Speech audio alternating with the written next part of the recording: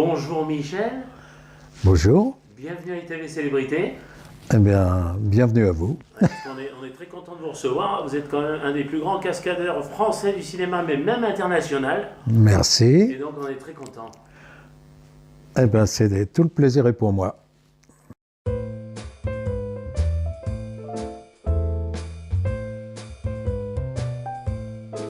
Formation écolière, bien, j'habitais Charenton, dans le Val-de-Marne, donc j'ai fait jusqu'à la troisième, à Jean Jaurès. Et puis après, j'ai été pris par le sport, ce qui fait que je n'ai fait que du sport. J'aurais aimé travailler, mais je n'en ai pas eu le temps. J'ai- On voulait me faire une école d'électronique, mais c'était pas mon truc. Non, moi, je lisais l'équipe tous les jours et je ne rêvais que de sport. Comme votre copain Jean-Paul. Voilà, comme Jean-Paul, ouais. Ben, qui n'a pas travaillé non plus. Il a travaillé autrement. Bah, c'est pas du travail, c'est du plaisir. Le cinéma, c'est une passion.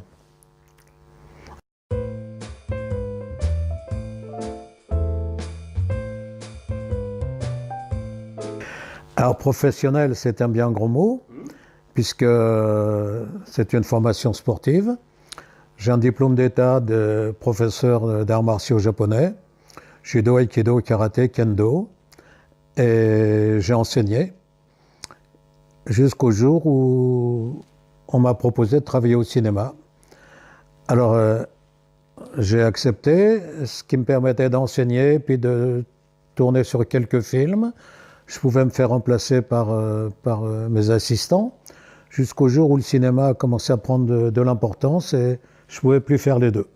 J'ai donc laissé mes deux salles à mes élèves, dont une à Annie Mazot, Annie Vial maintenant, puisqu'elle est mariée avec Patrick Vial, et elle est devenue championne d'Europe. Je lui ai laissé le club et moi j'ai continué le cinéma. Ouais, donc le sport, ça mène bien au cinéma. Hein. Absolument, Hein.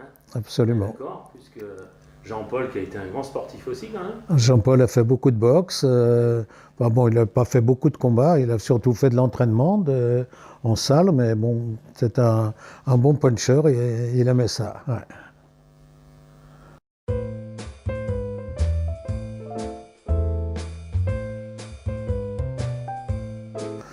Tout à fait par hasard. Un metteur en scène, Maurice Labro, s'est présenté à la Fédération française de judo pour trouver un professeur et donner des cours particuliers à un comédien qui s'appelle Dominique Paturel. Et c'était pour un film pour titre Copland prend des risques. Copland est spécialiste d'arts martiaux et comme par hasard, Dominique Paturel n'en avait jamais fait. Je lui ai donné des cours pendant 2 mois. Et Maurice Labro, qui avait fait un peu de judo dans sa jeunesse, puisqu'il m'avait dit être ceinture orange, au bout de 2 mois, il me dit quand même, Michel, il n'a pas l'air d'une ceinture noire. J'ai dit heureusement, moi il m'a fallu 3 ans pour être ceinture noire, si en 2 mois, ça aurait été grave. Donc il m'a dit, est-ce que tu peux le doubler? Il y a une bagarre à faire, on aurait besoin d'un japonais.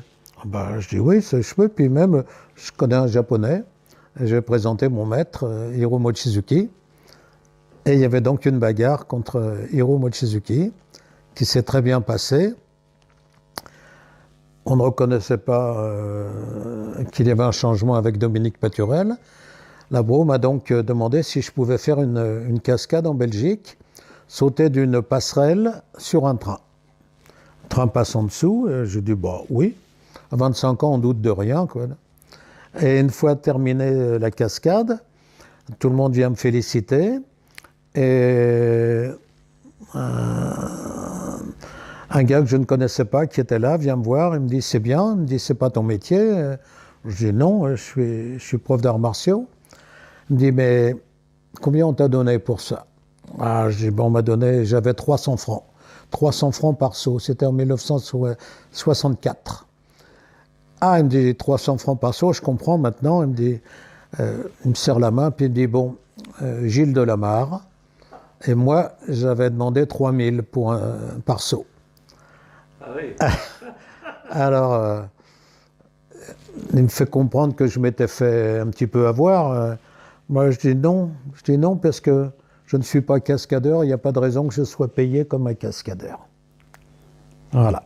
C'était ma première expérience.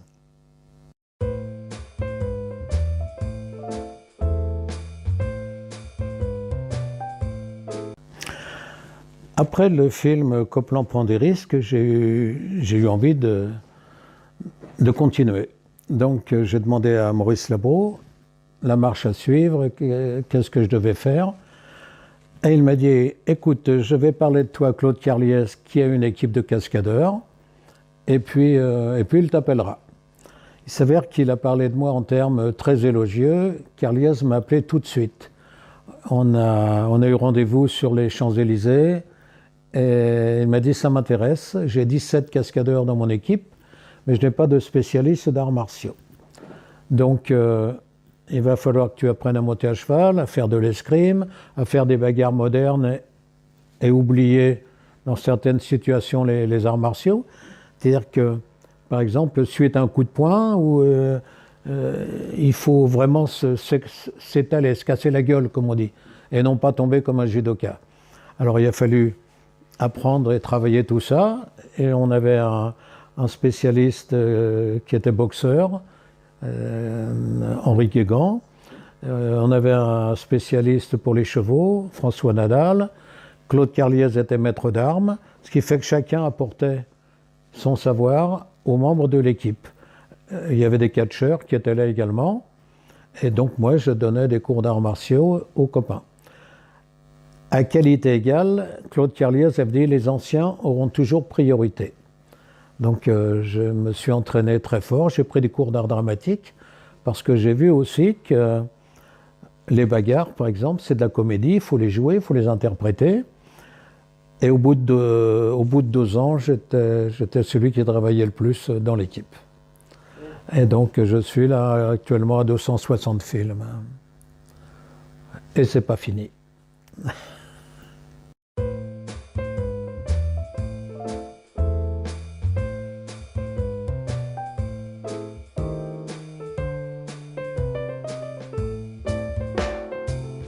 Bien sûr, bien sûr. Bon, et puis, Claude Carliès, après, connaissant mes qualités, me faisant entièrement confiance. Quand il y avait une bagarre, par exemple, avec Jean-Paul, je faisais la chorégraphie et Claude regardait. C'était très rare qu'il corrige quelque chose parce que on avait le même feeling. Donc il n'y a pas eu de problème particulier. Alors justement, on a des photos derrière vous, là, et par exemple la scène du Marginal, c'est vous qui coordonnez la cascade là? Ah, tout à fait. D'accord. Oui, oui. Donc Jean-Paul, qui quand même est un ancien boxeur, vous écoute, il est à l'écoute. Ah bah Jean-Paul, on met en place la bagarre avec un autre cascadeur. Jean-Paul regarde et après il apprend sa propre chorégraphie. Et on connaît le monsieur, il apprend facilement. Ah bah puis il aime ça, et il aime ça.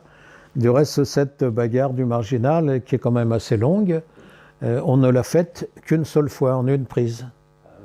Et c'était bon du premier coup. Heureusement, parce que s'il avait fallu la refaire, il fallait remettre tout en état.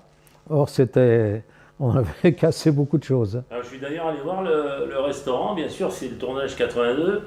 Depuis, il est fermé, mais en fait, il est à peu près pareil, sauf le fond de la salle qui a changé. Et c'est toujours un restaurant africain, c'est quand même rigolo. Ah oui, oui. Ça n'a pas changé, hein, donc il n'y a que la façade qui a changé, mais le dedans, là où on vous voit malheureusement aller dans les vitres, c'est vrai que le fond, ils l'ont enlevé. Mais on a fait aussi une partie en studio, parce que comme on casse beaucoup de choses, ça aurait été délicat pour le restaurant. Alors il y a une petite anecdote qu'on voit, on a vu des anecdotes avec Jean-Paul, il y avait le match d'Ivan Lendl qui se jouait et lui, il veut écouter les résultats, il y a Derek qui lui dit oh, vite, il faut se dépêcher. Alors vous étiez là, évidemment, sur la scène. Bien sûr. Et donc vous l'avez entendu. Ah oui, oui, mais bon, Jean-Paul aurait pu être un très bon cascadeur. Bien sûr. Il avait toutes les qualités physiques. Il n'y a qu'une petite chose à la limite, c'est qu'il aurait plutôt fallu le freiner qu'autre chose, parce que il aurait eu un côté casse-cou aussi. C'est un fonceur. Alors, Et donc l'autre comédien qui est à côté de vous dans la scène, c'est Yves Gabrielli. oui, Et donc lui, il a quitté le cinéma là après. oui, Yves habite maintenant à Toulon, ou juste à côté de Toulon, sur la plage où il a un restaurant. D'accord, ok. Ouais. Ah, parce qu'il a fait pas mal de films, j'ai vu. Oui.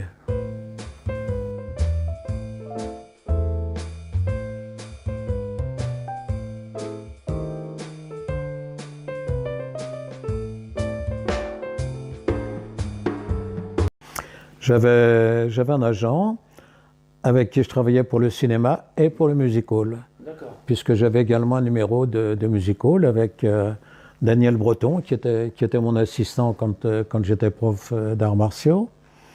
Et on avait mis au point une démonstration à base d'aïkido, beaucoup. Et on s'appelait Les Samouraïs. On a fait beaucoup de télévision, La Piste aux étoiles, des télévisions avec Mariti Gilbert Carpentier. On a fait l'Olympia, on a fait Bobino. Et puis le Moulin Rouge, Casino de Paris avec Lynn Renault. Et puis un peu partout dans le monde. À Porto Rico, on était avec Sammy Davis Jr., Shirley Bassey. On a croisière sur le paquebot France. Ça, c'était extraordinaire. Ouais.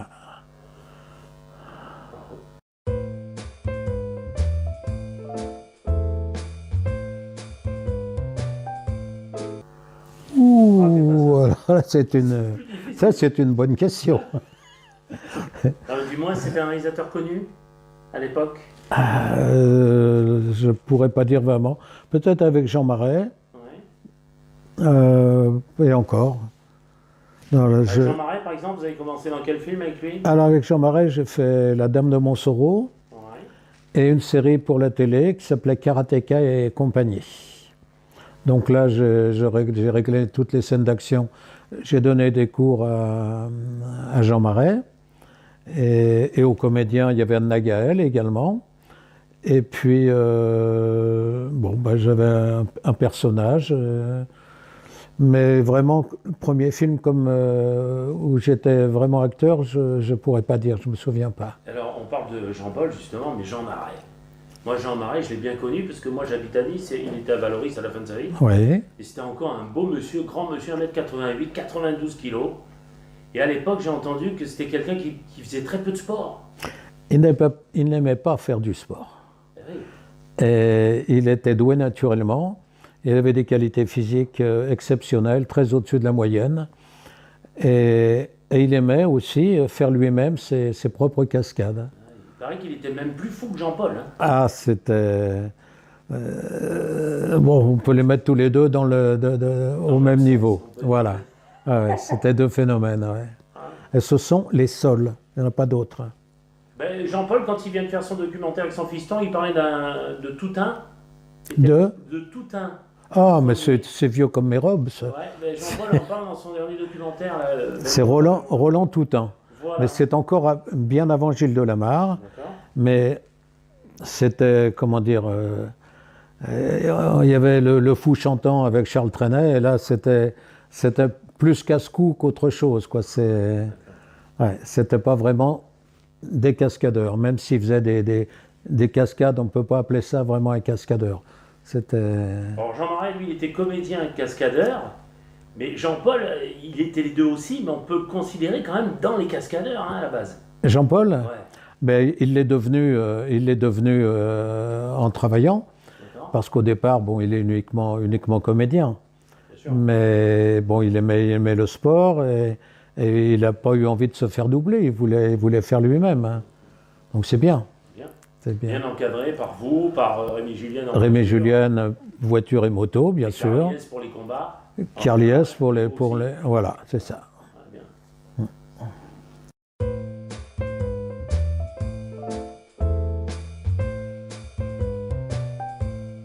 Il y en aurait deux, à la limite. Pour tout ce qui est mécanique, voiture et moto, Rémi Julien, c'est la référence mondiale. Sinon, dans les cascades physiques, j'ai pas vraiment de modèle. Il y a que Delamarre qui a représenté quand même un peu le gourou un peu du Voilà, cinéma, lui. mais bon, il a fait aussi beaucoup de voitures. Voilà. Sinon, bah, dans les meilleurs cascadeurs physiques, bah, il y a Daniel Vérité et puis Jean-Louis Hérola qui malheureusement n'est plus de ce monde. D'accord. Voilà, c'est Et en comédien, c'est qui votre comédien préféré, vous? bah, c'est Jean-Paul. C'est beau! C'est Jean-Paul.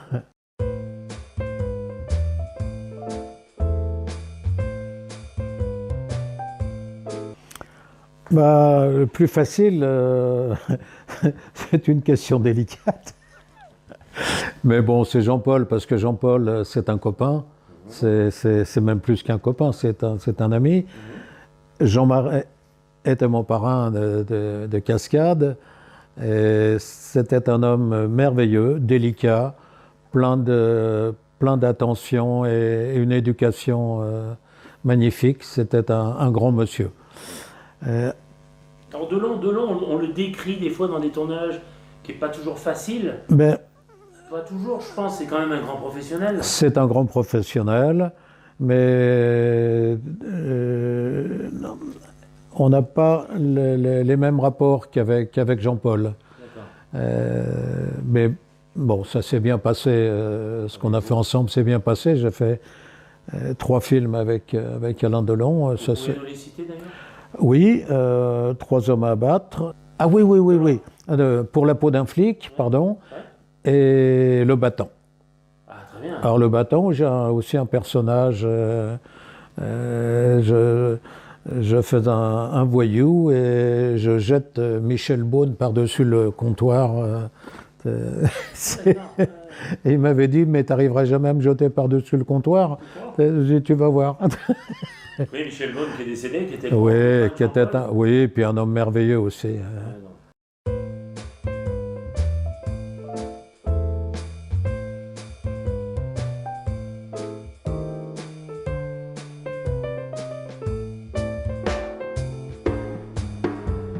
Ah bah Georges Lautner.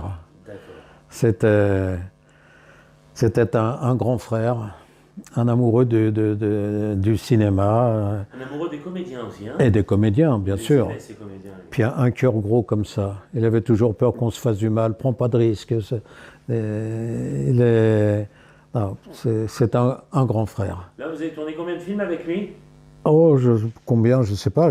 Il faudrait que je refasse le Mais compte. bon, le Guignolo, Ah bah oui, pour la plupart, quoi. bien sûr. Et puis surtout le souvenir du gala de l'Union des artistes où j'avais un numéro de trapèze avec Jean-Claude Boutier et Isabelle Aubray. Et Isabelle Aubray s'était fracturé les 2 jambes le soir de la Générale. Et quand nous, on a fait le gala sans Isabelle, il était paniqué, il avait peur qu'on ait un accident.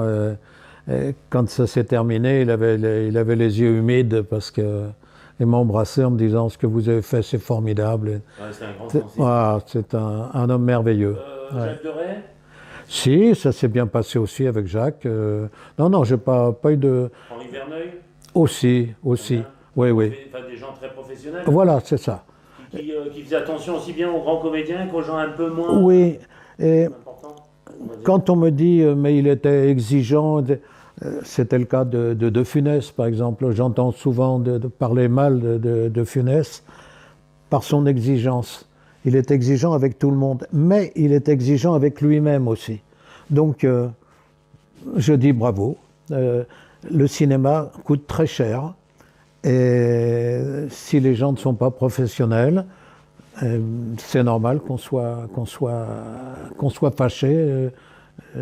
Parce que quand un comédien vient, s'il ne connaît pas son texte, ben, on recommence. Les autres, eux, l'ont appris. Alors, on recommence à cause d'un. C'est pas normal. C'est marrant que vous me disiez ça parce que j'ai fait il y a un an l'émission d'Isabelle Noin-Rému, la petite fille à Rému. Et c'est ce qu'elle disait, Rému n'était pas trop bien vu parce que Rému, il aimait qu'on soit à l'heure et qu'on soit bien sapé et qu'on arrive et qu'on connaisse son texte. Voilà. Et donc après, eh ben, il avait tendance à mettre les gens en place parce que, voilà. Mm. Mais en attendant, c'était un grand professionnel. Oui, parce que lui était prêt. Ah oui. Donc c'est normal qu'on ne soit pas content de ceux qui n'ont pas bien fait leur travail. Voilà. Et à ce jour, c'est quand même 130 000 € par jour, hein, une journée de tournage. C'est ça. Ouais. Ça coûte cher.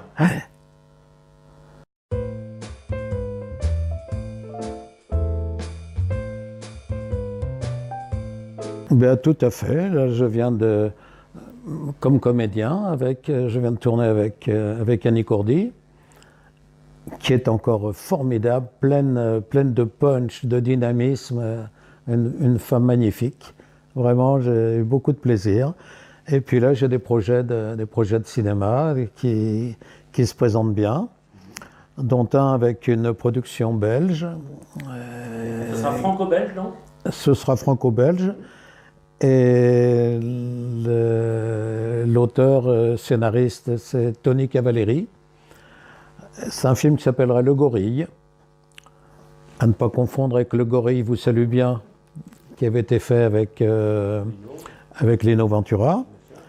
Et donc là, j'aurai encore une grosse cascade. Un des rôles principaux, 3e ou 4e rôle, et puis une grosse cascade que j'ai fait rajouter dans le scénario. Vous pourrez nous parler de distribution? Il y a d'autres bons comédiens? Alors, il y a beaucoup de gens qui ont donné leur accord, mais pour l'instant, rien n'est signé. Voilà, donc il y a... On laisse le suspense. En principe, on a aussi, de toute façon, Bernard Lecoq.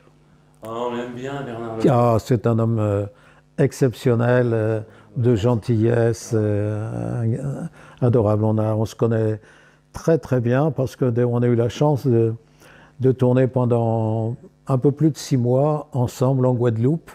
Donc on était tous les jours ensemble, ou sur la plage ou sur le tournage. Mais c'est un homme formidable. Ah oui, très bien. Ouais. Alors donc, pour ce film, Le Gorille, j'aurai une très grosse cascade que j'ai faite rajouter dans le scénario. Quand j'ai lu le scénario, j'ai dit oh, ça on peut améliorer. Et le scénariste s'est dit oh, ben, oui, c'est une bonne idée, mais qui va faire ça? Ah ben, j'ai dit qui? Moi. Alors ce sera peut-être la dernière parce qu'il faut être sage, même si je suis encore en bonne condition, en forme. Mais je veux finir sur quelque chose de beau. Et, je prends un exemple, un monsieur comme Belmondo, quand une cascade se préparait, il était vraiment toujours à l'écoute, il est sûr de lui, comme il était sûr de lui, Voilà. Mais il vous faisait confiance. Oui, bien sûr. Déjà, bon, le propre d'un cascadeur, c'est de bien se connaître. Il ne faut pas se sous-estimer, sinon on ne travaille pas. Et si on se surestime, on va à l'accident un jour ou l'autre. Donc il faut bien se connaître.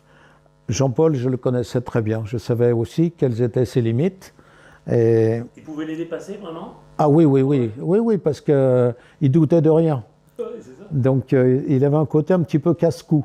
D'accord. Alors il fallait, dans 2-3 occasions, il a fallu le freiner et lui montrer qu'il fallait le faire autrement.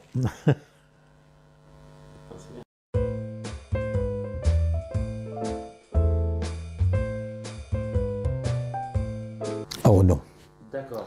Ce serait, je vais peut-être faire du tort à certains, mais je considère que c'est une forme d'escroquerie. D'accord. Parce que faire une école de cascadeurs, c'est faire rêver des jeunes qui vont payer, qui vont dépenser de l'argent pour avoir un diplôme de cascadeur qui fait rire tout le monde dans le milieu professionnel. D'autre part, il y a du travail en France pour une quinzaine de cascadeurs qui peuvent en vivre. Alors pourquoi en former 20 tous les ans qui n'auront pas de travail? Qui plus est, en ce qui me concerne, je dois dire que j'ai eu beaucoup de chance. Parce que mon physique m'a permis de doubler des gens plus petits, comme Pierre Mondy, comme Jean Lefebvre, des plus grands, comme Michel Constantin. J'ai une taille qui si j'avais mesuré 1,90 m, j'aurais jamais travaillé, j'aurais bricolé, quoi. Alors, donc, si vous faites 1m60, c'est pareil, vous ne travaillerez pas beaucoup. Donc, j'avais la chance d'avoir ce gabarit qui m'a permis de doubler beaucoup de monde. J'ai doublé Orson Welles, qui faisait 135 kilos, parce que c'était facile de mettre des coussins sous la chemise et tout ça. Mais former des jeunes maintenant, non, il y a... Et puis, je pense que maintenant, plus ça va aller, et plus on va arriver avec des technologies qui permettront de prendre beaucoup moins de cascadeurs. Peut-être pas en physique, mais en tout cas mécanique. Oui, parce qu'avec le numérique, avec Ouais. les fonds verts, tout ça, Ouais. on peut Ouais. faire Maintenant, tellement bon, on ne pourra pas faire une bagarre numérique, je ne crois pas. Non. Mais bon, des scènes de voiture, je pense que ça, on pourra y arriver, quoi, comme on fait déjà avec les avions. Hein, D'accord.